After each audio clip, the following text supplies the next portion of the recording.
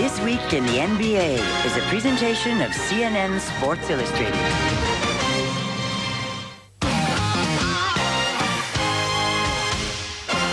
Coming up on This Week in the NBA, a return to Boston for the legend. Bird is back and in perspective. Like Babe Ruth coming back to town, you know, it's just incredible. He's had that effect on a lot more people. I mean, a lot of people, not just in Boston, but especially here. The winners of the last 7 NBA titles got together in Chicago. Some serious smack being talked by Michael and Sir Charles. We'll have the latest on Damon Stoudemire. Rumors have him headed out of Toronto. And David Robinson's NBA outlook is simple. If you're not shooting for the top, you don't want to be the best. I mean, then you really don't have any business playing. We sit down for a one-on-one with the Admiral. It's all ahead on This Week in the NBA. Next.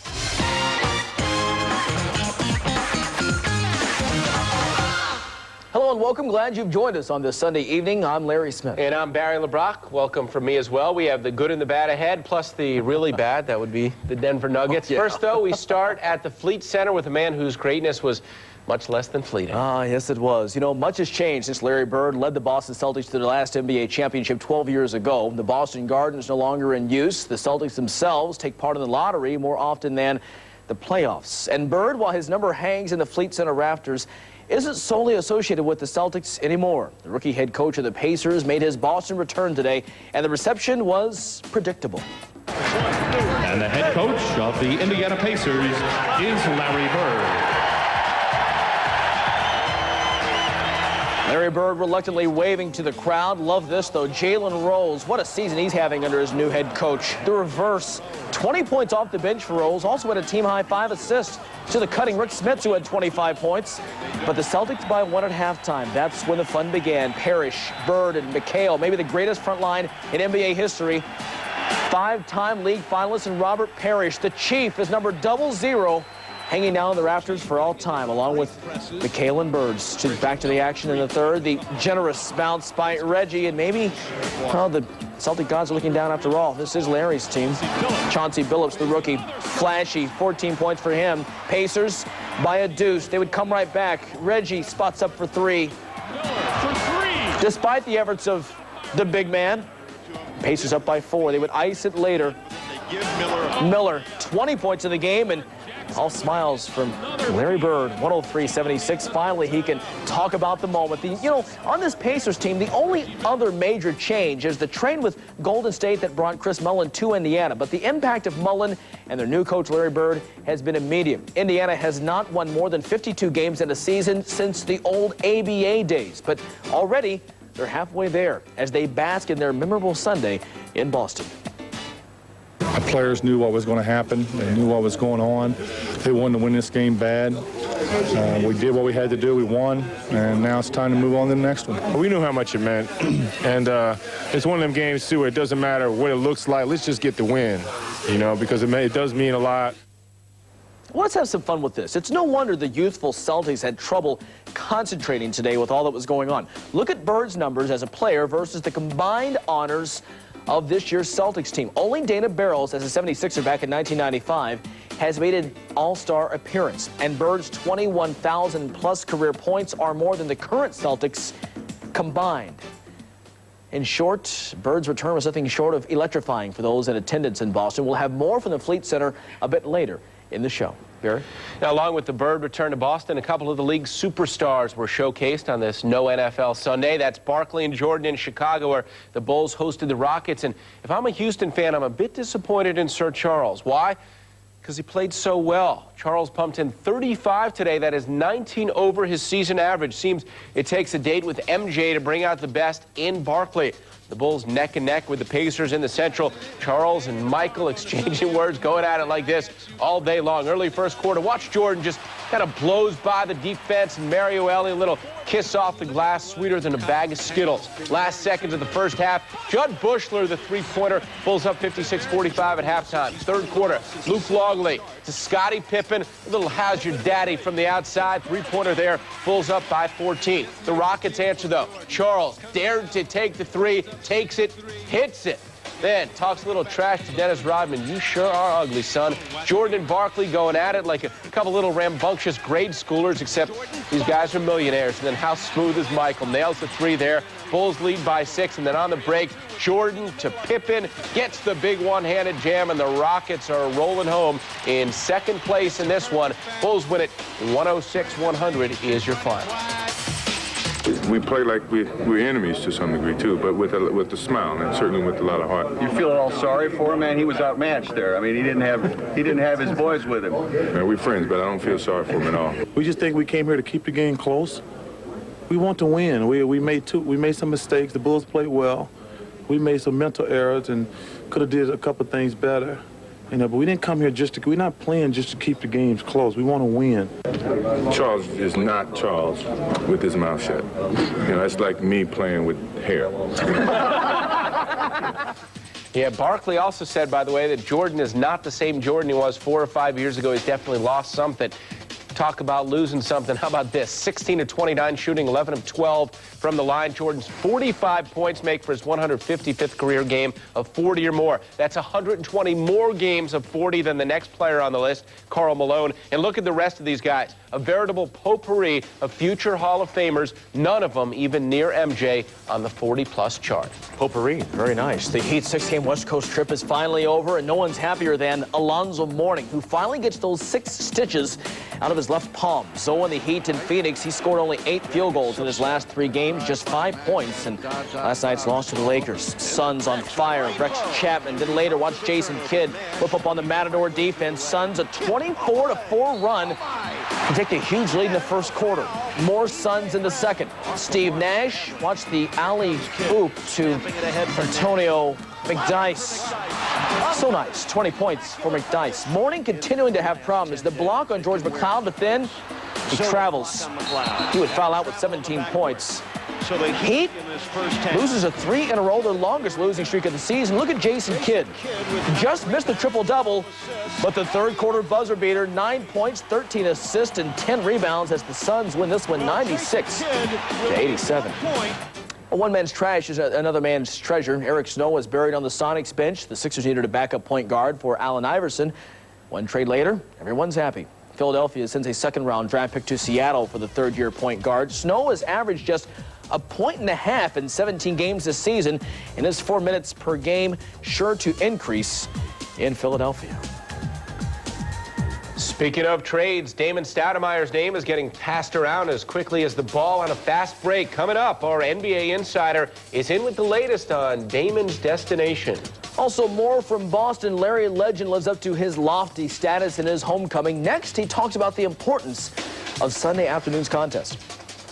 I didn't want to get blown out here. I wanted these fans to be proud of my team, say they played hard, they did what they had to do to get the game. That's all I can ask.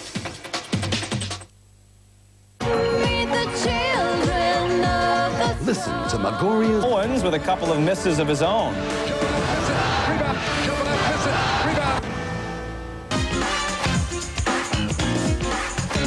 Nothing against Rick Pitino, but there's likely a contingent of fans in Boston that would have loved to see Larry Bird coach the Celtics. Instead, Bird's enjoying success in Indiana almost as much as he enjoyed his homecoming this afternoon. He never shot the ball, didn't score a single point. But Sunday, visiting head coach Larry Bird was the toast of all of Boston. The Celtics legend received 2 standing ovations, then directed a Pacers victory and coaching for the first time against the franchise he once lifted from the NBA cellar to 3 league championships. I always had a good rapport with these fans in Boston, and the reason I did is because I played hard, I played hurt, I won championships for them. That's all in the past. Now I'm sort of going down a different trail and trying to bring my team in here and win a basketball game. We've had so many ex-Celtics in the coaching field, and you got to be proud of every one of them because, how high can you go in this game? And he's done it, but I'm glad for him because he deserves it. Like Babe Ruth coming back to town, it's just incredible. He's had that effect on a lot more people. A lot of people, not just in Boston, but especially here, for obvious reasons. Indiana played like well, a bunch of little birds. A solid veteran effort that mirrored their coach's demeanor when he wore shorts and sneakers. While the young Celtics played in awe of the day's events, the Pacers harassed Boston star Antoine Walker into 5 of 18 shooting, helping Bird to what he called the biggest win of his coaching career so far. It's very uncomfortable for me today to be out there because, you know, I want my team to get all the accolades that they deserve. They've been playing very hard for me. They've been playing well. And, you know, I'm just so proud to be a small part of what they're trying to do here. I think it meant a lot to all of us. This was almost like when Michael came back against us at our place. The magnitude, the press, the ambiance. But we actually had the guy, Larry, coming back home, which was a thrill to us. Making the day even more festive, the retirement of Robert Parrish's double zero. The star sitter during the Bird era was joined by fellow former Celt Kevin McHale in the halftime ceremonies. Probably the last time the three will be together on the famed parquet floor. I think having Larry coming in and being a national televised game only heightens the experience. So I just think it just adds to the attention of the day. It'll just make the event even bigger. The most unselfish player I ever played with. Hardly ever seen him miss a practice. Came to work every day, and it was always good to run a pick and roll with him. Bird's off to fight bigger battles, like the one for home court advantage in the Eastern Conference. But as Sunday proved, he'll always be a winner. And in the hearts of Bostonians, he'll always be a Celtic. Here's a look at how some other former Celtics have fared in their first game in Boston as a visiting head coach. Now, keep in mind, Bird is in contention to coach in the All-Star game in 3 weeks, but says he already has plans for that weekend, saying, quote, "I have no desire to ever go to an All-Star game again." Unfortunately, this is what sports has come to. A point guard with an incentive clause in his contract designed to encourage him to do what a point guard, by definition, is supposed to do, dish out assists. With that and other tidbits from the NBA, here's CNN Sports Illustrated's insider, Jackie McMullen.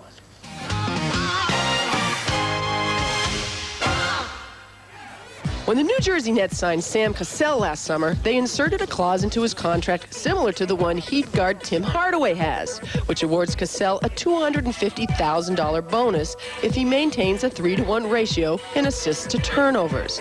The hope was that incentive would encourage Cassell to make better decisions with the ball and think more of passing first and shooting later instead of the other way around. And yet, when Cassell injured his shoulder on January 7th against New York, his assist-to-turnover ratio was around 2-to-1, and his teammates were privately lamenting his unwillingness to give up the ball. Their point was further punctuated by the rise in production from shooting guard Kerry Kittles when Cassell's replacement, Sherm Douglas, took over at the point. Miami center Ike Austin fully expects to be dealt before the February trading deadline. But one general manager told me he's hesitating on dealing for Austin, who will be a free agent this summer, because he's convinced Austin is determined to wind up in Utah, where he has a home and where his closest friend in the league, Karl Malone, plays.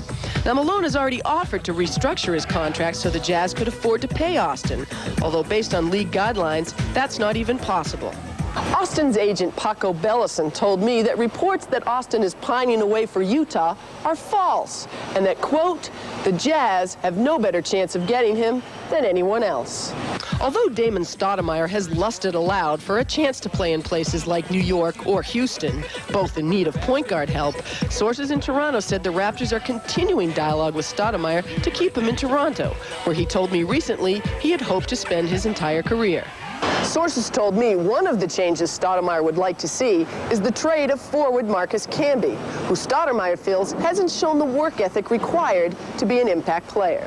Toronto is still listening to offers on Camby, who most everyone in the league agrees would fare much better playing next to a bigger, stronger, more physical power forward like, say, Jason Williams. For CNNSI, this is Jackie McMullen.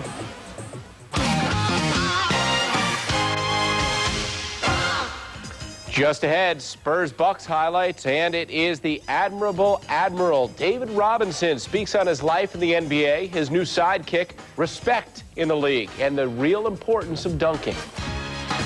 You don't gain respect because you can dunk it behind over your neck and do something silly. You know, you gain respect because, man, you fought through the trenches and you turn your team from a bad team to a good team.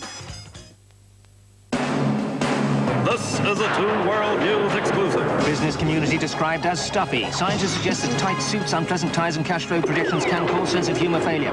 Reports show business community. The Spurs in Milwaukee tonight, where Coach Greg Popovich witnessed a junkyard dog tenacity in his team. Those are his words, not mine. The West Division leaders vying for their 5th straight win. Oh, that is Tim Duncan. One more look at it. Off the inbounds. Yeah. That ball. All right, 4th quarter. Pick and roll. Avery Johnson to David Robinson, and the Admiral delivering 30 points, 15 rebounds. Late in the 4th, Spurs down by 2. Duncan with the steal. 20 points, 11 rebounds, 80 all. Now the Bucks playing without Glenn Robinson, the big dog, down with the flu. Terrell Brandon, the big 3. And that would tie it at 83 all. Spurs a chance to win. Chuck Person from way outside with time winding down. And we go to overtime. San Antonio went on an 8-0 run to open the extra session. Avery Johnson, beautiful move. Spurs get the win, 98-92. They have won 17 of 19. Excellent decision right there by Avery. Well, you saw the Spurs. Their leader has the good guy image, the all-star appearances, the single-handed rescue of the San Antonio franchise as it came out of the Naval Academy. It all means a lot, but it all means nothing at the same time. David Robinson still has yet to so much as sniff an NBA Finals series. This year, though, that could change. Here's the Admiral and some of his thoughts on life in the NBA.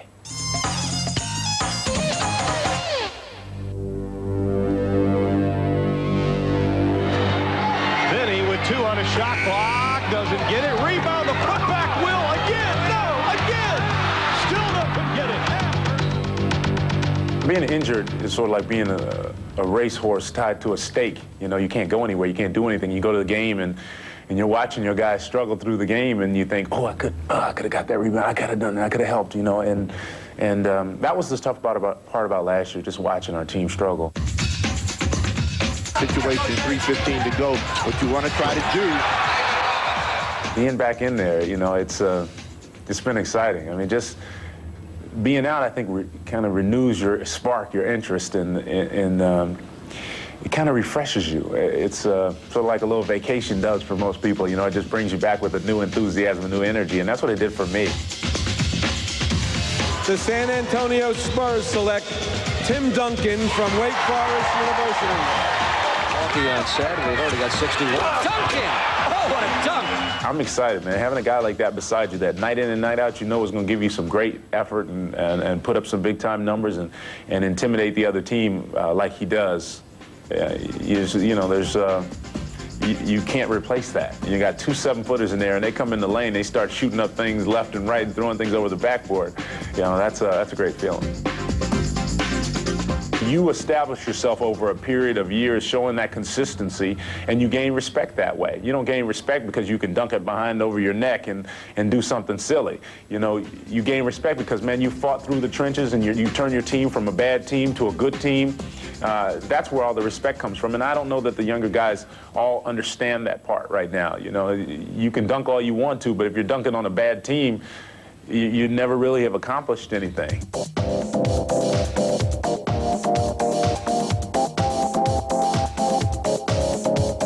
If you're not shooting for the top, you don't want to be the best. I mean, then you really don't have any business playing. And for me, you know, that's what I put in those extra hours for. That's what I'm, you know, running up and down the stupid mountain for in the summertime, you know. So that's what it does. It excites me. I'm looking forward to it.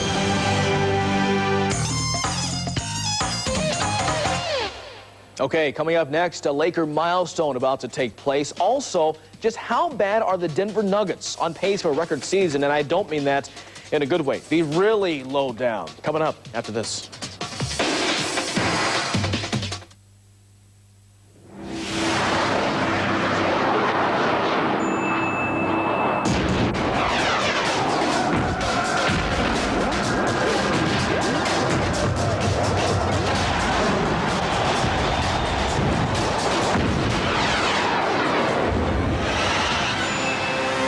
When football's your world, Bud's your beer. The official beer of World Cup '98.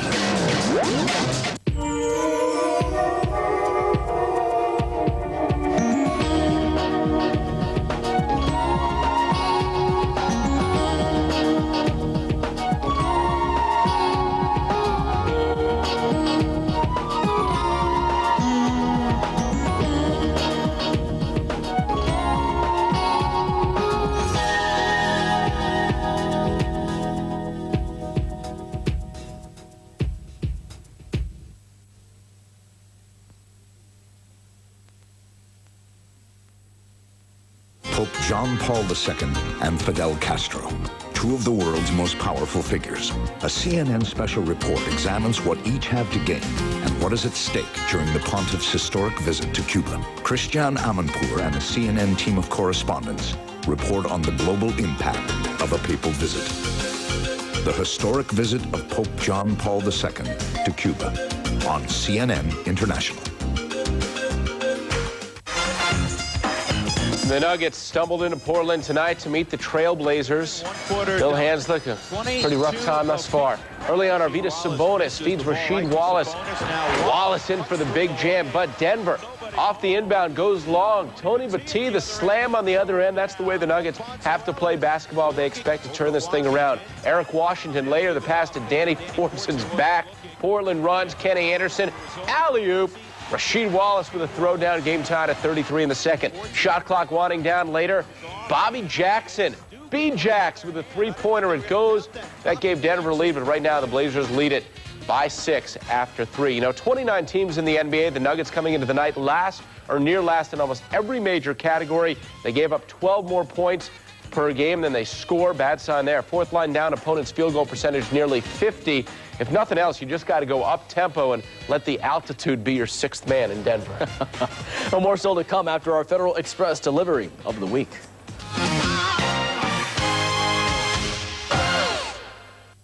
Wednesday night at the MCI Center in downtown Washington, watch the Wizard Rod Strickland work his magic. Chris Webber's the benefactor this time. Strick's having some kind of season. Leads the league in assists, scored a career-high 37 points versus Atlanta last Sunday. 12 assists in this one, and the nicest of all, worthy of our FedEx delivery of the week.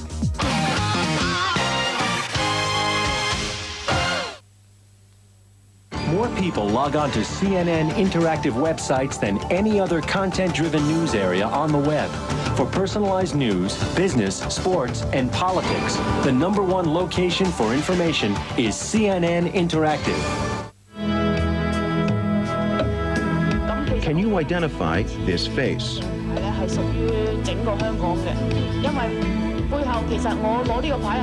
This is world-class windsurfer Li Laishan. Born on a small island off Hong Kong, she began windsurfing at the age of 9. In 1994 in Greece, Li Laishan placed first in the World Championships. And in 1996 in Atlanta, she won Hong Kong's first and last Olympic gold medal. On the next Larry King Live, he was a star in American music, TV, and politics until a tragic skiing accident claimed his life. We'll talk about Sonny Bono's legacy with his wife, Mary Bono, only on CNN. The proportion of humanity living in absolute poverty has dropped from 70% in 1960 to almost 30% today. Where there's care, there's hope. That is just about all the time we have on This Week in the NBA. Thanks for tuning in. I'm Barry LeBron. And I'm Larry Smith. As we say goodbye, big moment Monday afternoon at the LA Forum as the Lakers hosted Magic. Chick Hearn, his 3,000th consecutive game, has not taken a day off since November 20th, 1965 due to bad weather. Only reason why I missed that game. But Chick Hearn, 81 years old, we believe. Fantastic. We'll see you next time. Take care.